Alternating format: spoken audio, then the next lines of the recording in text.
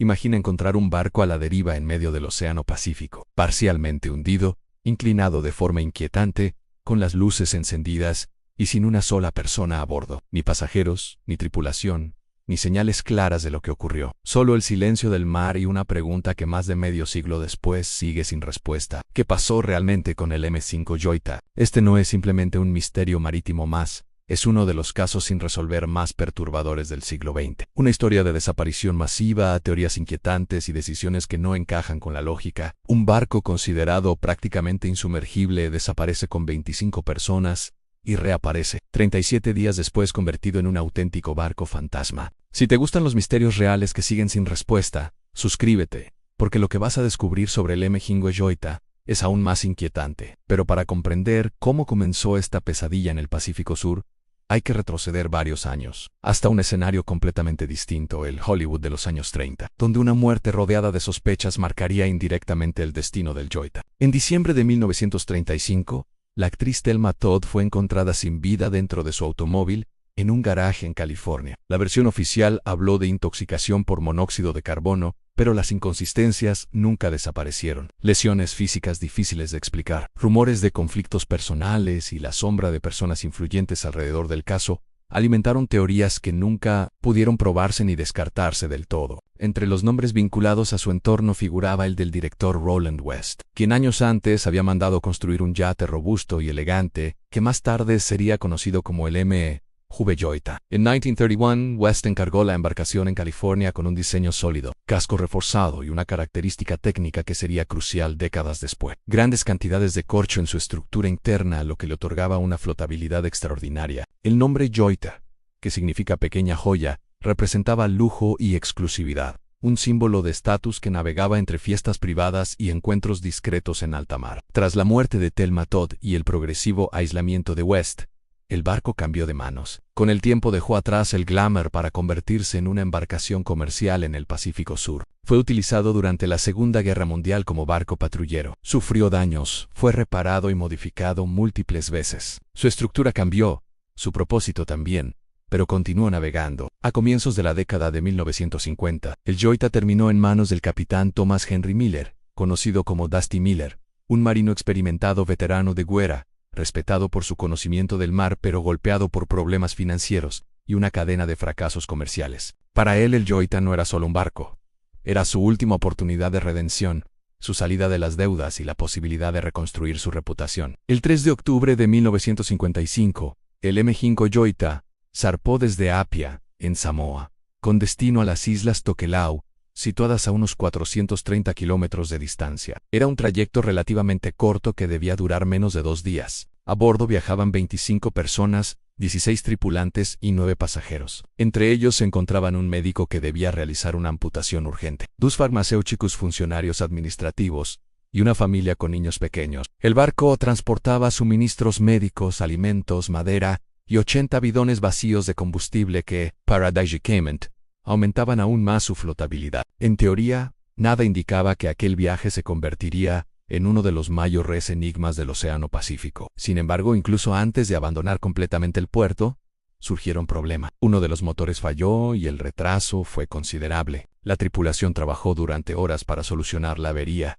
y finalmente, se tomó la decisión de zarpar, utilizando únicamente el motor de estribor. No era la situación ideal, pero tampoco parecía una amenaza grave. A las 5 de la mañana, el Yoita dejó la costa atrás y se adentró en el océano. Fue la última vez que se vio con vida a quienes iban a bordo. El barco nunca llegó a Tokelau. El 6 de octubre fue reportado como desaparecido. Se organizó una búsqueda aérea y marítima masiva que cubrió miles de kilómetros cuadrados del Pacífico Sur. No se encontró ningún rastro, ningún fragmento flotando, ninguna señal de auxilio. La radio del barco, que debía servir como salvavidas en caso de emergencia, más tarde se descubriría que tenía un alcance muy limitado debido a una falla en la antena. Si enviaron una señal de socorro, es probable que jamás saliera lo suficientemente lejos como para ser escuchada. Tras varios días sin resultados, el barco fue dado por perdido. Para las familias, el océano había reclamado otras 25 vidas, pero el Pacífico aún guardaba una última escena para esta historia. 37 días después de su desaparición, el 10 de noviembre de 1955,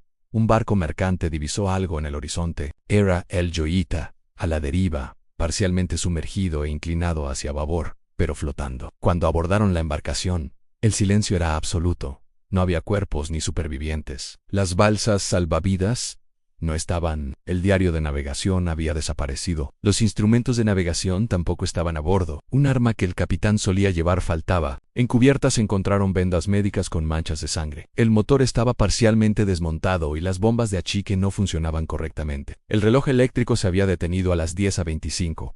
Probablemente durante la noche, como si el tiempo se hubiese congelado en el instante en que todo cambió. Lo más desconcertante era que el Yoita no estaba hundido ni a punto de estarlo. Gracias al corcho en su estructura y a los bidones vacíos, la embarcación era virtualmente insumergible. Entonces, surge la pregunta que convierte este caso en uno de los mayores misterios marítimos de la historia. ¿Por qué abandonar un barco que aún flotaba? ¿Por qué arriesgarse en medio del océano abierto sin garantía de rescate? ¿Por qué desaparecer sin dejar rastro en una extensión infinita de agua, donde la supervivencia depende precisamente de permanecer a bordo? Cada detalle técnico parece contradecir la decisión que aparentemente se tomó aquella noche. Y cuanto más se analiza el caso del M5 Belloita, más evidente se vuelve que la desaparición de sus 25 ocupantes no encaja en una explicación simple de accidente o fallo mecánico. Algo ocurrió en ese barco que llevó a una decisión extrema, una decisión que transformó una travesía rutinaria en una de las historias de barco fantasma más inquietantes del siglo XX. Un enigma del Océano Pacífico que sigue desafiando a investigadores, historiadores y amantes de los misterios reales hasta el día de hoy. Cuando las autoridades inspeccionaron el M5 Yoita, tras su hallazgo a la deriva en el Pacífico Sur, lo que encontraron no fue una escena clara de naufragio, sino un rompecabezas técnico lleno de contradicciones. La investigación oficial comenzó intentando reconstruir qué había ocurrido durante esas horas críticas en medio del océano, cuando el barco desapareció sin enviar una señal de auxilio efectiva. Los informes revelaron que el problema principal parecía haber sido una fractura en una tubería del sistema de enfriamiento del motor. Esa rotura habría permitido que el agua comenzara a filtrarse lentamente hacia la sala de máquinas. En condiciones normales, las bombas de achique habrían evacuado el agua sin mayores complicaciones, pero el Joyita no estaba en condiciones normales. Las bombas estaban obstruidas por residuos y años de mantenimiento deficiente. El barco había sido modificado múltiples veces desde su construcción original, y muchas reparaciones se habían realizado de manera improvisada. Si el agua comenzó a acumularse, la tripulación pudo haber intentado contenerla sin comprender inmediatamente el origen exacto de la filtración. La sala de máquinas es el corazón de una embarcación,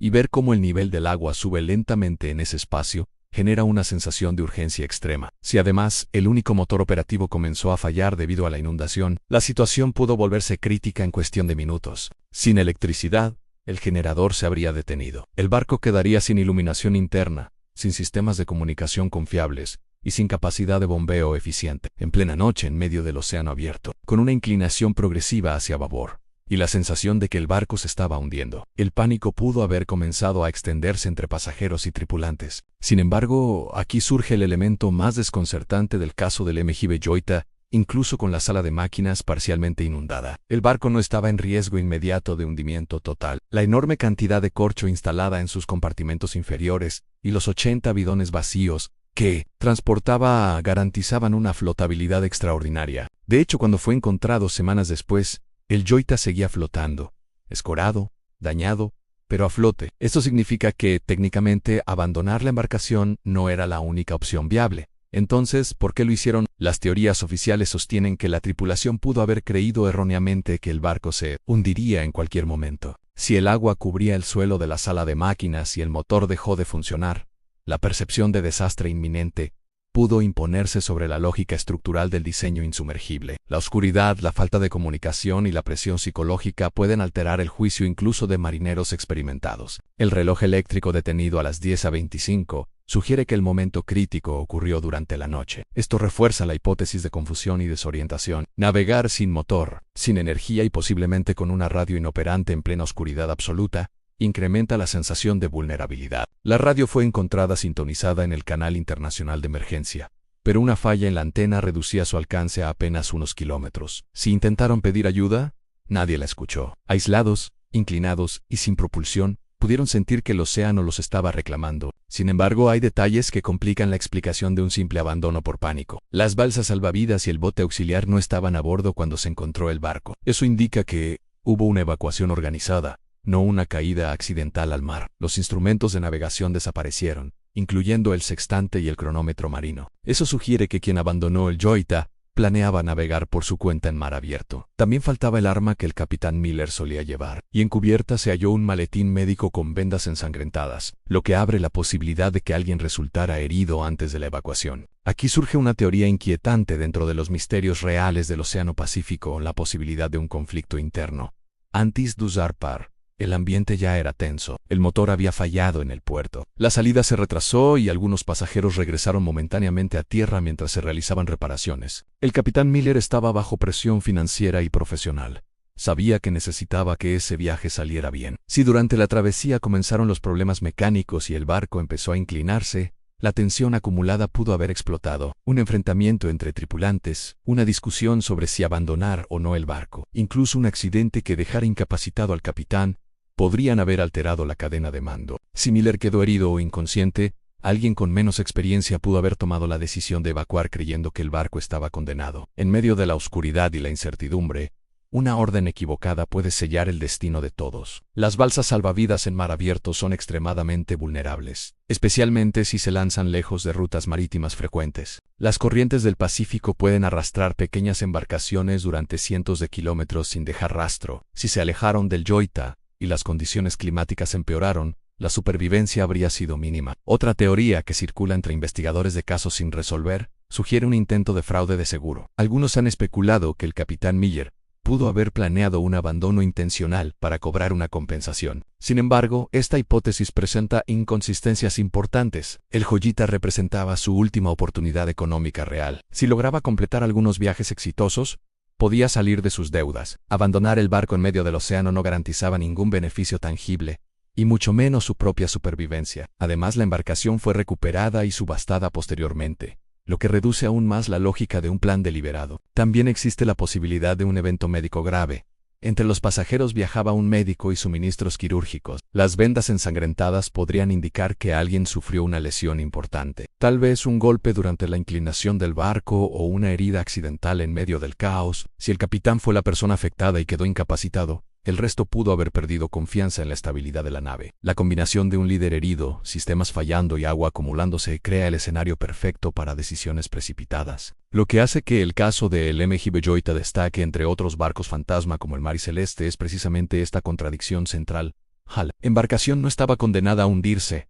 Permaneció a flote durante semanas. Eso implica que quienes la abandonaron lo hicieron convencidos de que su situación era desesperada, aunque objetivamente el barco aún ofrecía más seguridad que una balsa en medio del océano. Esa desconexión entre percepción y realidad es el núcleo del enigma. Cada pieza de evidencia añade más preguntas que respuestas. La inclinación hacia babor, los motores manipulados, las bombas defectuosas, el reloj detenido, la sangre encubierta, los instrumentos desaparecidos. Ningún elemento por sí solo explica la desaparición de 25 personas, pero juntos forman un escenario de tensión progresiva, decisiones bajo presión extrema y un posible error fatal en medio de la noche. Y cuanto más se examinan los detalles técnicos, más claro resulta que el misterio marítimo del MV Joyita no es simplemente una historia de naufragio, sino un caso complejo donde la psicología humana, la ingeniería naval y el azar del océano se entrelazaron en un momento crítico que cambió el destino de todos a bordo. La investigación avanzó hacia una fase aún más inquietante, cuando los peritos comenzaron a analizar no solo lo que había fallado, sino cuánto tiempo pudo haber tardado en volverse realmente peligroso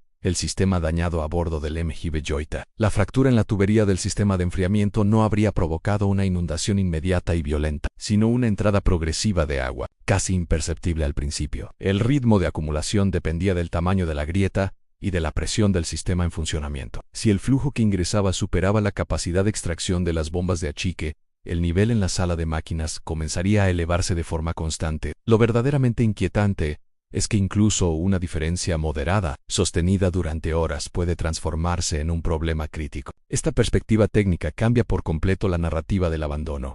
No fue una explosión repentina de desastre, sino una amenaza lenta, silenciosa y psicológicamente corrosiva, que avanzaba sin dramatismo visible, pero con consecuencias potencialmente devastadoras. A medida que el agua ascendía en la zona inferior del casco, el peso adicional concentrado hacia la popa habría alterado la estabilidad longitudinal del barco. La escora hacia babor observada cuando el buque fue encontrado semanas después sugiere que la distribución de masas ya estaba comprometida durante la travesía. En ingeniería naval, la estabilidad depende del delicado equilibrio entre el centro de gravedad y el punto donde el agua ejerce su empuje. Cuando el peso se desplaza lateralmente, El buque se inclina hasta alcanzar un nuevo punto de equilibrio, o hasta perderlo si la fuerza supera el margen estructural. Para alguien a bordo en plena noche, sin instrumentos fiables ni información precisa, observar cómo el suelo deja de estar horizontal puede sentirse como el inicio irreversible de un hundimiento. Aunque desde el punto de vista técnico el barco aún conserve suficiente capacidad de mantenerse a flote. Sin embargo, la paradoja del MG Belloita radica en que su diseño incorporaba un nivel extraordinario de flotabilidad. La combinación de corcho sellado en compartimentos estructurales y bidones vacíos añadía una reserva de empuje, capaz de mantenerlo a flote incluso parcialmente inundado, mientras el volumen sumergido generara suficiente fuerza ascendente para compensar el peso total. La estructura no se hundiría. Y eso fue exactamente lo que ocurrió en el barco. Quedó herido, inclinado, parcialmente anegado, pero no condenado. Permaneció a la deriva durante semanas, prueba tangible de que el peligro real no coincidía necesariamente con el peligro percibido por quienes estaban a bordo en el momento crítico. Entonces surge la pregunta más inquietante de este misterio marítimo real. ¿Qué percepción tuvieron quienes vivieron esa noche en medio del Pacífico Sur? La mente humana bajo estrés extremo no evalúa cálculos estructurales, ni principios físicos. Evalúa señales inmediatas en oscuridad, an ruido irregular del motor, agua filtrándose por el suelo, inclinación progresiva, comunicaciones fallidas. Cada uno de esos elementos alimenta la sensación de pérdida de control. Cuando el generador dejó de funcionar, el barco quedó sumido en una negrura casi total. La radio, aunque sintonizada en frecuencia de emergencia, tenía una antena defectuosa que reducía a su alcance de manera drástica. Intentar transmitir y no recibir respuesta pudo haber reforzado la percepción de aislamiento absoluto. En una de las regiones más extensas y solitarias del océano, los investigadores también consideraron que el agua salada pudo haber comenzado a afectar el sistema eléctrico antes de que la tripulación comprendiera la magnitud del problema. En un entorno húmedo, la corrosión y los cortocircuitos pueden inutilizar sistemas completos en cuestión de segundos. Sin bombas operativas y sin energía estable, el control de daños se convierte en una tarea manual agotadora. Extraer agua con medios improvisados mientras el barco se inclina no es solo un esfuerzo físico, es una lucha psicológica contra la sensación de que el tiempo se agota. Cada intento por estabilizar la situación puede parecer inútil frente a una filtración constante que no se detiene. En este punto del análisis emerge otra dimensión clave del enigma del MG Belloita, el factor tiempo. El reloj eléctrico detenido a las 10:25 se convirtió en un símbolo del instante crítico. No se sabe con certeza si marcaba la hora local exacta o si se detuvo tras una caída de tensión anterior. Pero su congelación sugiere un evento abrupto en el suministro eléctrico. Si ocurrió durante la noche, la desorientación habría sido máxima. Sin iluminación adecuada ni referencias claras, cualquier evaluación de la situación habría estado teñida por el miedo y la incertidumbre. Las corrientes del Pacífico Sur son persistentes y poderosas. Una embarcación auxiliar o bote salvavidas puede desplazarse cientos de kilómetros en pocos días, sin que sus ocupantes tengan control real sobre la dirección. Si el abandono ocurrió bajo la creencia de que el barco se hundiría en minutos, la decisión se habría basado en una percepción inmediata de amenaza, no en un análisis estructural objetivo. Y ahí es donde el caso se transforma en algo más profundo que un simple abandono marítimo. Se convierte en un estudio sobre la diferencia entre peligro real y peligro percibido, uno de los elementos más fascinantes dentro de los grandes misterios reales del océano. También se examinó la hipótesis de que el capitán Miller pudiera haber estado lesionado en el momento decisivo. Las vendas ensangrentadas encontradas a bordo sugieren que alguien sufrió una herida significativa. En situaciones críticas en alta mar, la cadena de mando es determinante. Si el liderazgo se debilitó justo cuando la tensión alcanzaba el punto máximo, la toma de decisiones pudo fragmentarse. Un oficial menos experimentado enfrentado a agua creciente, sistemas fallando y pasajeros ansiosos podría haber optado por la evacuación como medida preventiva extrema. El problema es que, en mar abierto, abandonar una estructura flotante grande por embarcaciones menores suele aumentar de forma drástica el riesgo de supervivencia. Algunos expertos en seguridad marítima han señalado que la inclinación visible pudo haber sido exagerada perceptivamente por el movimiento de las olas. Una escora moderada combinada con mar agitado puede dar la impresión de que el barco está a punto de volcar, aunque conserve un margen estructural considerable. Sin instrumentos de medición fiables y con iluminación deficiente, evaluar ángulos y estabilidad se vuelve casi imposible. La mente humana, en ausencia de datos precisos, tiende a completar los vacíos con escenarios catastróficos a medida que se reconstruye esta secuencia. El caso del MG Belloita deja de parecer un simple abandono irracional y comienza a revelarse como una cadena de microdecisiones bajo presión acumulativa. Cada fallo técnico amplificó el siguiente. Cada minuto sin respuesta por radio incrementó la ansiedad colectiva. Cada centímetro adicional de agua reforzó la idea de hundimiento inminente. Y cuando finalmente se tomó la decisión de evacuar, probablemente ya no se percibía como una opción, entre varias, sino como la única salida posible frente a la incertidumbre absoluta que envolvía aquella noche en alta mar. A partir de ese punto, el misterio del MJB Joita dejó de ser únicamente una reconstrucción técnica para convertirse en una reflexión inquietante sobre el destino final de las 25 personas que lo abandonaron en medio del Océano Pacífico. Si realmente descendieron a las balsas salvavidas convencidos de que el barco estaba a minutos de hundirse, entonces su supervivencia dependió de variables mucho más impredecibles que la estabilidad estructural del propio buque. Una embarcación grande, aunque danada, ofrece altura, visibilidad y reservas. Una balsa en mar abierto es apenas un punto vulnerable sobre una superficie infinita. Las corrientes oceánicas en esa región siguen patrones complejos impulsados por el viento, la rotación terrestre y diferencias de temperatura. En cuestión de días, una pequeña embarcación sin propulsión puede alejarse cientos de kilómetros del punto original, arrastrada silenciosamente por fuerzas invisibles, sin posibilidad real de regresar al barco que decidieron abandonar. Las búsquedas aéreas y marítimas posteriores no encontraron restos confirmados de las balsas, ni cuerpos. Esto sugiere que, si lograron mantenerse a flote inicialmente, pudieron haber sido arrastrados hacia zonas aún menos transitadas. El Océano Pacífico Sur es vasto y en muchas áreas el tráfico marítimo es escaso. Una balsa baja en el agua es extremadamente difícil de detectar desde el aire, especialmente si las condiciones meteorológicas cambian con rapidez. Cada kilómetro adicional recorrido por las corrientes amplifica de forma dramática el área potencial donde pudieron terminar, convirtiendo la operación de rescate en una tarea casi imposible incluso para equipos experimentados. Mientras tanto, el Joita, irónicamente, se mantuvo como testigo silencioso flotando durante semanas. Su hallazgo demostró que el casco seguía ofreciendo suficiente empuje para sostenerse. El contraste es brutal. En la estructura abandonada sobrevivió más tiempo que quienes confiaron en escapar de ella. Y si te interesan misterios reales donde la lógica y el miedo chocan en el peor momento posible, suscríbete porque este no es el único caso en el que el océano guarda respuestas que nunca llegaron. Esa contradicción convierte el caso en uno de los misterios reales más perturbadores de la historia marítima. No hay señales claras de violencia a gran escala. No hay evidencia concluyente de motín ni de piratería.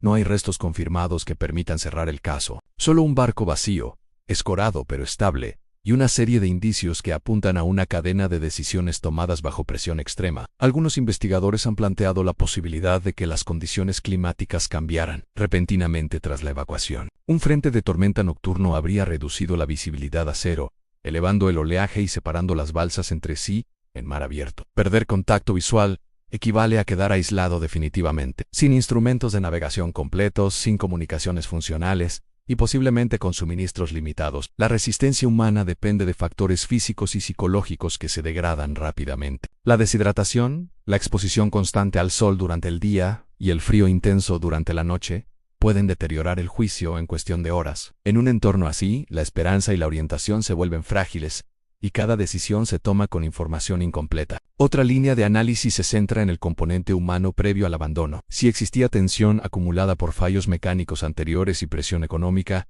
el ambiente a bordo ya estaba cargado antes del incidente crítico. La percepción de riesgo no surge en el vacío. Se construye sobre experiencias previas. Cada vibración inusual del motor, cada retraso en el puerto, cada reparación improvisada pudo haber sembrado dudas sobre la fiabilidad del barco. Cuando finalmente apareció la filtración de agua y el sistema eléctrico falló, esas dudas previas probablemente amplificaron la interpretación del evento como un colapso definitivo e inminente. El misterio del MJB Joita también ha sido comparado con otros barcos fantasma del siglo XX, pero presenta una diferencia clave. Aquí existe una explicación técnica plausible para el inicio del problema, aunque no para el desenlace humano. La ingeniería sugiere que el barco no estaba destinado a hundirse rápidamente. La psicología sugiere que quienes estaban a bordo pudieron creer lo contrario. Esa brecha entre realidad estructural y percepción subjetiva es el núcleo más inquietante del caso. No fue un cataclismo inmediato lo que los expulsó al océano, sino una acumulación de señales ambiguas interpretadas bajo estrés, oscuridad y sensación de aislamiento total. Con el paso de los años, el casco del Joita fue reparado y volvió a navegar bajo otro nombre, como si intentara borrar su pasado.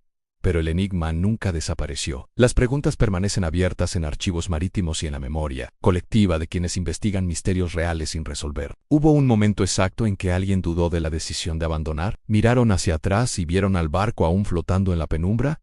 ¿Intentaron regresar y ya era demasiado tarde? ¿Se separaron las balsas durante la noche sin posibilidad de reencontrarse? Cada hipótesis abre nuevas incógnitas que el océano parece empeñado en no responder. Lo que sí parece claro es que el caso del MJ Belloita no es solo una historia de ingeniería defectuosa o mala suerte en el Océano Pacífico. Es una lección inquietante sobre cómo la incertidumbre puede alterar la toma de decisiones incluso en personas con experiencia marítima. En condiciones normales, abandonar una nave relativamente estable por embarcaciones menores es la última opción. Pero cuando la oscuridad lo envuelve todo, la radio guarda silencio y el suelo deja de sentirse firme bajo los pies. La mente humana prioriza la sensación inmediata de escape por encima del análisis racional. Décadas después, el barco fantasma Yoita sigue siendo citado como uno de los grandes enigmas marítimos del siglo XX. Su historia mezcla ciencia náutica, psicología del miedo y la inmensidad implacable del océano. Y tal vez esa sea la razón por la que continúa fascinando a quienes buscan misterios del Océano Pacífico y casos sin resolver. Porque no hay un villano claro ni un desastre espectacular, sino una sucesión de decisiones humanas tomadas en un entorno donde cada cálculo es incierto y cada minuto puede parecer el último. El casco flotó durante semanas, demostrando que la estructura resistía, pero las 25 vidas que partieron en la oscuridad se disolvieron en el horizonte sin dejar rastro. El océano guardó silencio y el MJ Belloita quedó para siempre como un recordatorio de que, en alta mar, la línea entre la supervivencia y la tragedia puede depender no solo de la fuerza del agua, sino de la interpretación humana del peligro en el instante más crítico.